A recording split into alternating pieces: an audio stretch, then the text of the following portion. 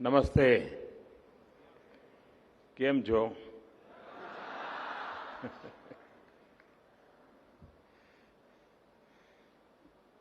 Mauritius के प्रधानमंत्री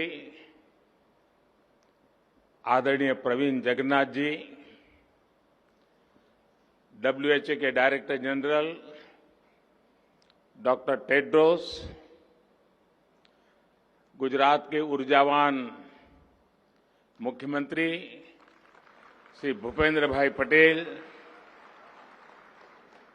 केंद्रीय मंत्रिमंडल के मेरे सहयोगी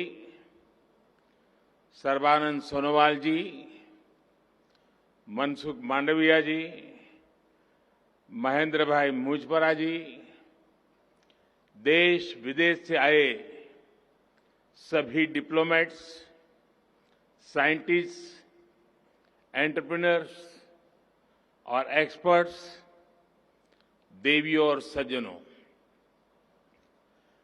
global Ayush investment innovation summit में मैं आप सभी का बहुत बहुत स्वागत करता हूं.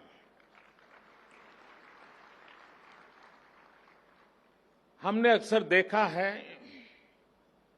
कि अलग अलग सेक्टर्स में निवेश के लिए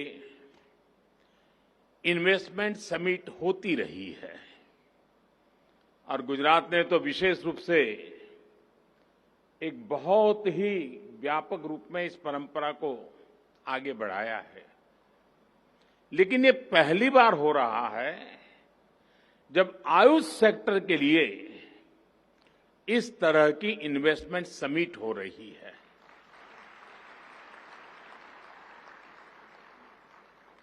साथियों, ऐसी इन्वेस्टमेंट समिट का विचार मुझे उस समय आया था जब कोरोना की वजह से पूरी दुनिया में हड़कंप मचा हुआ था.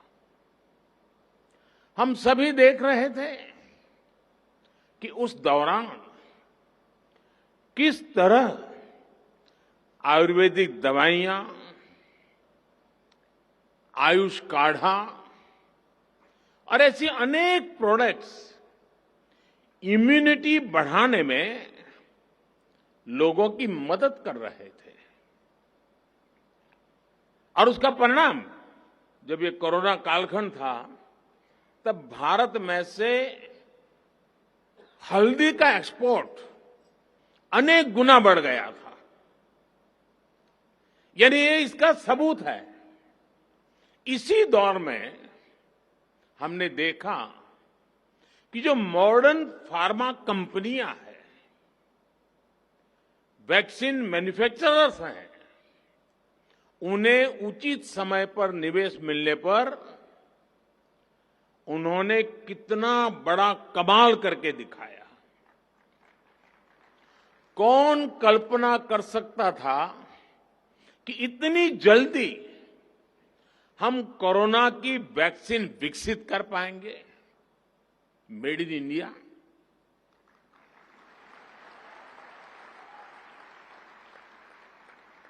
इनोवेशन और इन्वेस्टमेंट किसी भी क्षेत्र का सामर्थ्य कई गुना बढ़ा देता है. अब समय आ गया है कि आयुष क्षेत्र में भी इन्वेस्टमेंट को ज्यादा से ज्यादा बढ़ाए जाए. आज का ये अवसर, ये समिट, इसकी एक शानदार शुरुआत है.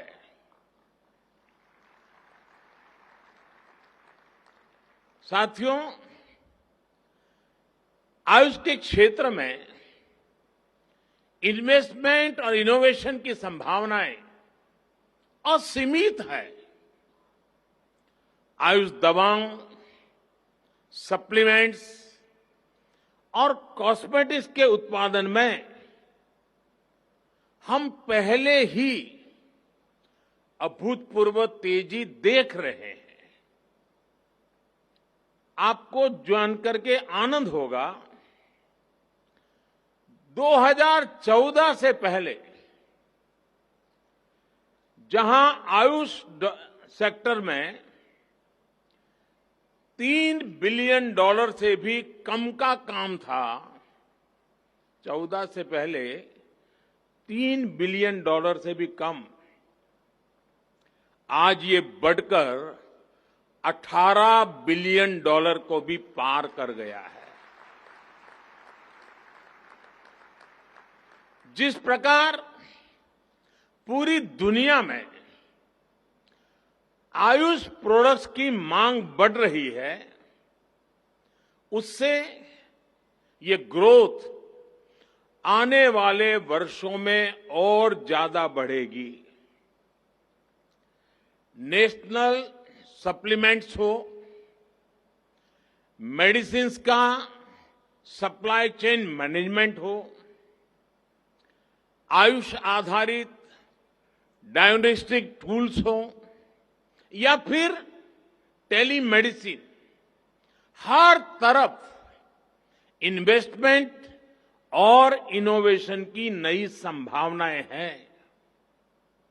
साथियों, आयुष मंत्रालय ने ट्रेडिशनल मेडिसिन क्षेत्र में स्टार्टअप कल्चर को प्रोत्साहन देने के लिए कई बड़े कदम उठाए हैं। कुछ दिन पहले ही All India Institute of Ayurveda के द्वारा विकसित की गई एक इंक्यूबेशन सेंटर का उद्घाटन किया गया है, जो स्टार्टअप चैलेंज आयोजित किया गया है। उसमें भी जिस प्रकार का उत्साह युवाओं में देखने को मिला है, वो बहुत ही एनकरेजिंग है। और आप सब मेरे नौजवान साथी तो ज्यादा जानते हैं कि एक प्रकार से भारत का स्टार्टअप का एक स्वर्णिम युग शुरू हो चुका है। एक प्रकार से भारत में आज यूनिकॉर्न्स का दौर है। साल 2022 में ही, यानी 2022 को अभी 4 महीने पूरे नहीं हुए हैं, साल 2022 में ही अब तक भारत के 14 स्टार्टअप्स यूनिकॉर्न क्लब में जुड़ चुके हैं।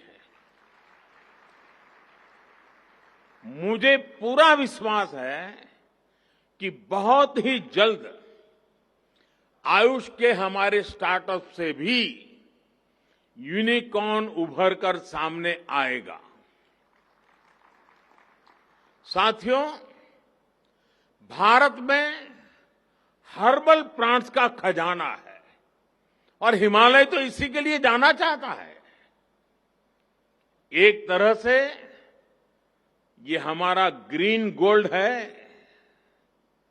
हमारे यहां कहा भी जाता है, अमंत्रम अक्षरम नास्ति, नास्ति मूलम अनौषधम। यानी कोई अक्षर ऐसा नहीं है जिससे कोई मंत्र न शुरू होता हो, कोई ऐसी जड़ नहीं है, जड़ी बूटी नहीं है जिससे कोई औषधि न बनती हो। इसी प्राकृतिक संपदा को मानवता के हित में उपयोग करने के लिए हमारी सरकार हर्बल और मेडिसिनल प्लांट्स के उत्पादन को निरंतर प्रोत्साहित कर रही है। साथियों, हर्ब्स और मेडिसिनल प्लांट का उत्पादन किसानों की आय और आजीविका बढ़ाने का अच्छा साधन हो सकता है।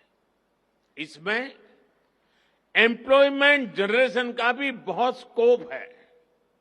लेकिन हमने ये देखा है कि ऐसे प्लांट्स और प्रोडक्ट्स का मार्केट बहुत लिमिटेड होता है, स्पेशलाइज होता है।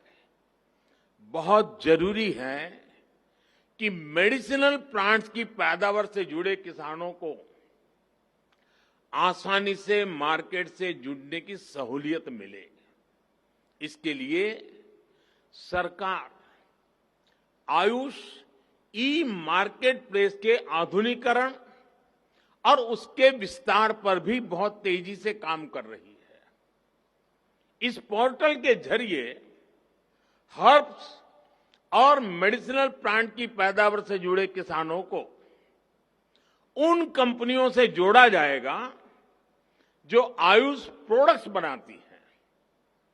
साथियों, आयुष प्रोडक्ट्स के निर्यात को प्रमोट करने के लिए भी बीते सालों में अभूतपूर्व प्रयास हुए हैं।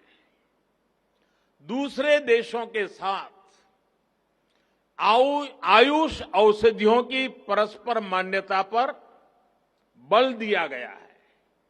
इसके लिए हमने बीते सालों में अलग अलग देशों के साथ 50 से अधिक एमओयू किए हैं।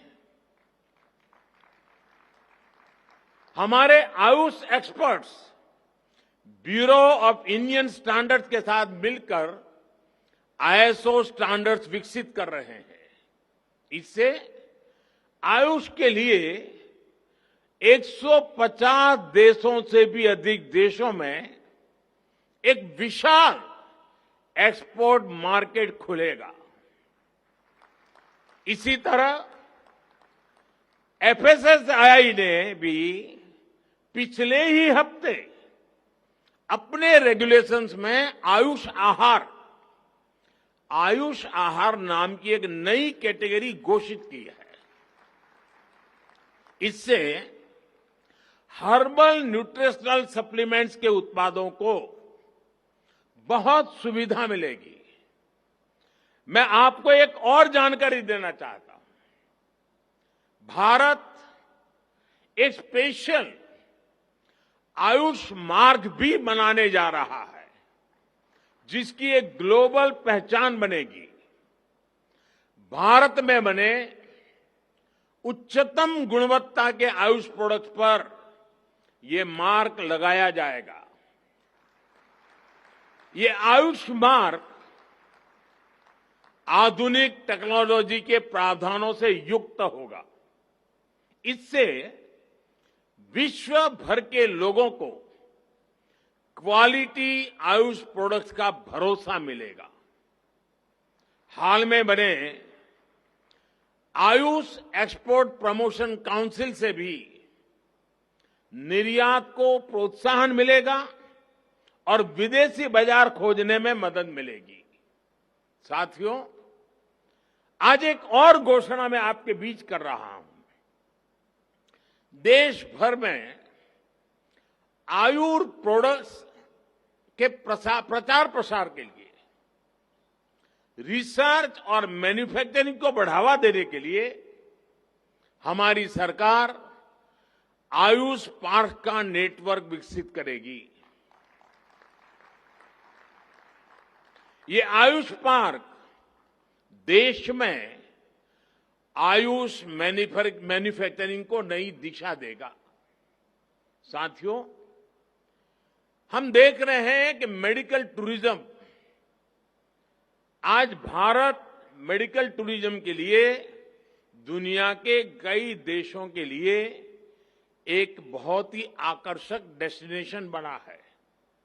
उस बात को ध्यान में रखते हुए मेडिकल टूरिज्म के इस सेक्टर में जहां इन्वेस्टमेंट की बहुत संभावनाएं है, हमने देखा है कि किस तरह केरल के टूरिज्म को बढ़ाने में ट्रेडिशनल मेडिसिन ने मदद की। ये सामर्थ्य पूरे भारत में है, भारत के हर कोने में है। हील इन इंडिया इस दशक का बहुत बड़ा ब्रांड बन सकता है। आयुर्वेद, यूनानी, सिद्धा आदि विद्याओं पर आधारित वेलनेस सेंटर्स बहुत प्रचलित हो सकते हैं। देश में तेजी से विकसित हो रहा आधुनिक कनेक्टिविटी इंफ्रास्ट्रक्चर इसको और अधिक मदद करेगा। जो विदेशी नागरिक, जैसा मैंने कहा कि आज हेल्थ टूरिज्म के लिए भारत एक आकर्षक डेस्टिनेशन बन रहा है, तो जो विदेशी नागरिक भारत में आकर आयुष चिकित्सा का लाभ लेना चाहते हैं, उनके लिए सरकार एक और पहल कर रही है। शीघ्र ही भारत एक विशेष आयुष वीजा कैटेगरी शुरू करने जा रही है।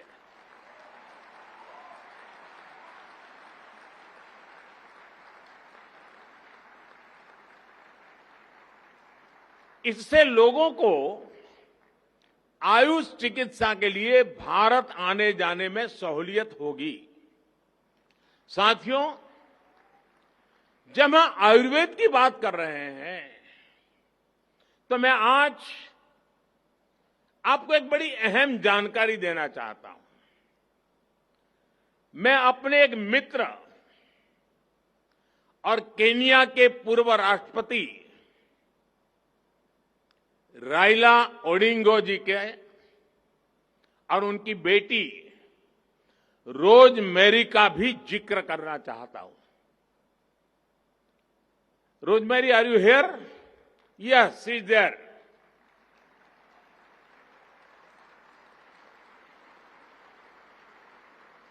रोज Mary, welcome to Gujarat. Rosemary की घटना बड़ी रोचक है, मैं जरूर आपको कहना चाहूंगा।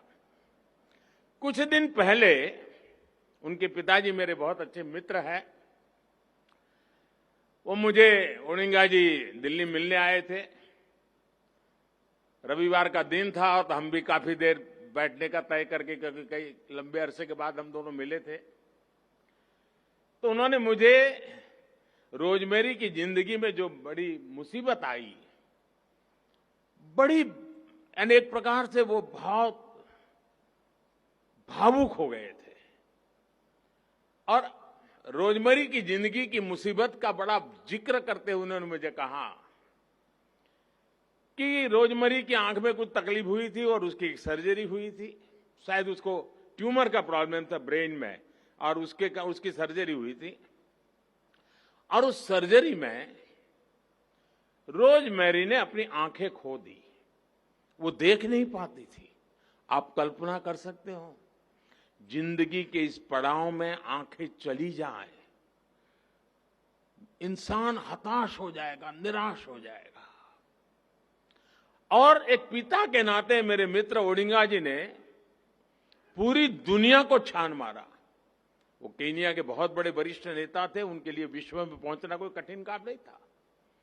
विश्व का कोई बड़ा देश ऐसा नहीं होगा जहां रोजमेरी का उपचार न हुआ हो। लेकिन रोजमेरी की आंखों में रोशनी वापिस नहीं आई। आखिरकार उन्हें सफलता भारत में मिली, और वो भी आयुर्वेद उपचार के बाद। आयुर्वेद का उपचार किया गया,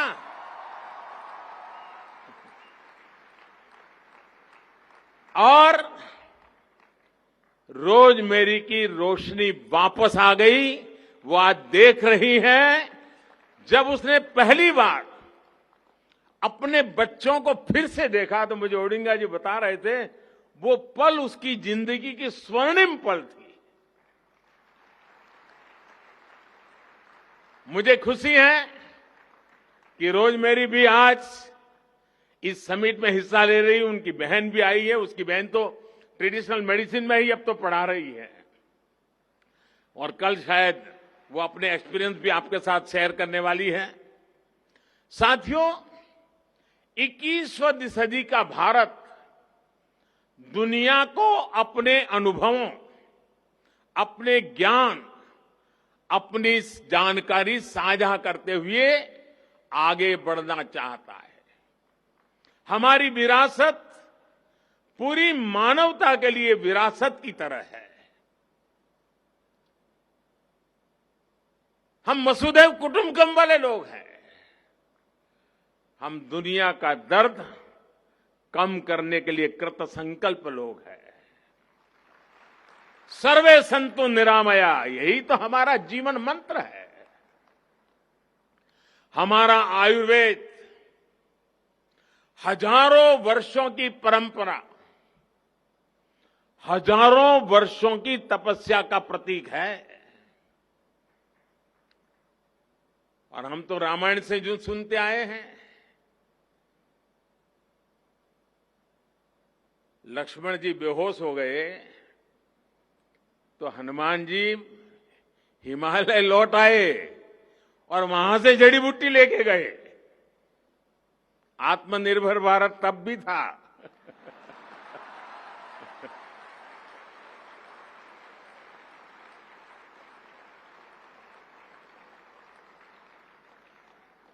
आयुर्वेद की समृद्धि के पीछे एक मुख्य कारण उसका ओपन सोर्स मॉडल रहा है। आज डिजिटल वर्ल्ड में ओपन सोर्स की बड़ी चर्चा होती है और कुछ लोग ये मानते हैं ये इन्हीं की खोज है। उन्हें मालूम नहीं है इस मिट्टी में हजारों साल से इस ओपन सोर्स की परंपरा रही है और आयुर्वेद पूरी तरह उस ओपन सोर्स परंपरा से ही विकसित हुआ है। जिस युग में जिसको लगा, जिसने पाया, जोड़ता गया। यानी एक प्रकार से आयुर्वेद विकास की मूवमेंट हजारों साल से चल रही है। नई नई चीजें जुड़ती गई हैं, बंधन नहीं है। नए विचारों को उसमें स्वागत होता है। समय के साथ अलग अलग विद्वानों के अनुभव, उनके अध्ययन ने आयुर्वेद को और मजबूत किया। आज के समय में भी हमें अपने पूर्वजों से सीख लेते हुए इसी इंटेलेक्चुअल ओपननेस की भावना से काम करना होगा। ट्रेडिशनल मेडिसिन से जुड़े ज्ञान का विकास और विस्तार तभी संभव है जब उनको साइंटिफिक स्पिरिट में देखेंगे, उन्हें देश काल परिस्थिति के अनुसार ढालेंगे। साथियों, कल ही जामनगर में WHO global centre for traditional medicine का उद्घाटन हुआ है। यानी गुजरात की धरती पर जामनगर में विश्व का ट्रेडिशनल मेडिसिन का केंद्र बनना, ये हर हिंदुस्तानी के लिए, हर गुजराती के लिए गर्व का विषय है। और आज हम पहली आयुष इनोवेशन और इन्वेस्टमेंट समिट में हिस्सा ले रहे हैं। ये एक शुभ शुरुआत है। ये एक ऐसा समय है जब भारत अपनी आजादी के 75 वर्ष का पर्व, आजादी का अमृत महोत्सव मना रहा है। मुझे पूरा भरोसा है कि अगले 25 साल का हमारा अमृतकाल दुनिया के कोने कोने में ट्रेडिशनल मेडिसिन का स्वर्णिम काल होगा।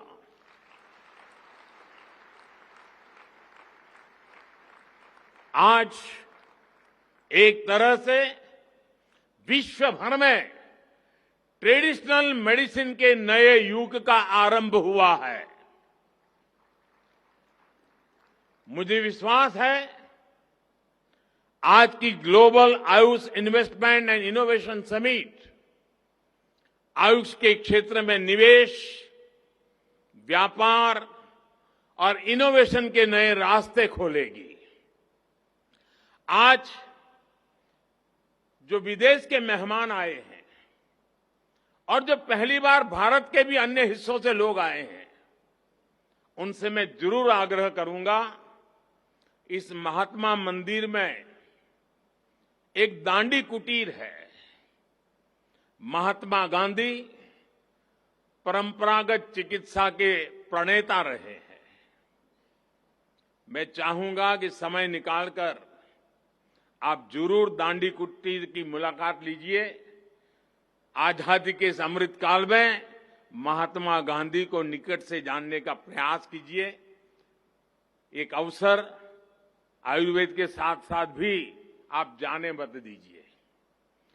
आज मैं एक और खुशी की खबर देना चाहता हूं।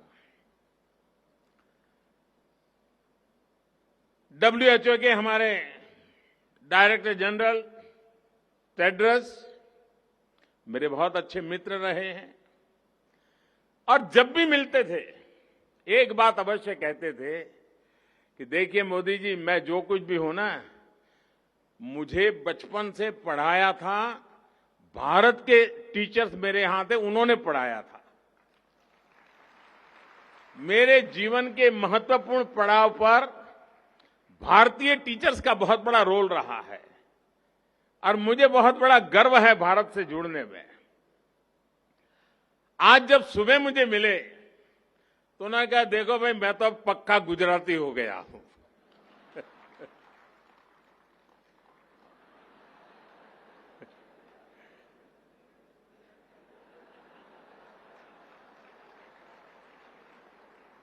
तो उन्होंने मुझे कहा कि अब मेरा नाम गुजराती रख लो। अभी मंच पे मुझे याद करा रहे थे कि भाई मेरा नाम तय किया कि नहीं किया। तो मैं आज महात्मा गांधी की इस पवित्र भूमि पर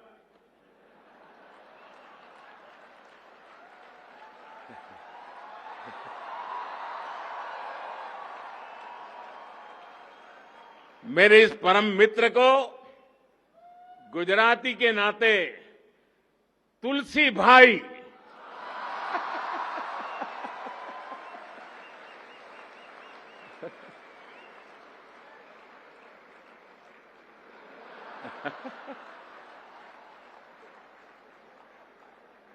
तुलसी वो पौधा है जो वर्तमान पीढ़ी तो भूल रही है, लेकिन पीढ़ी दर पीढ़ी भारत के अंदर हर घर के सामने वो पौधा लगाना, उसकी पूजा करनी, उसकी परंपरा रही है। तुलसी वो पौधा है जो भारत की आध्यात्मिक विरासत का एक अहम हिस्सा है और इसलिए जब आयुर्वेद का समिट हो रहा है, और आपको जानकर के खुशी होगी कि दिवाली के बाद हमारे देश में उस तुलसी की शादी का बड़ा समारोह होता है।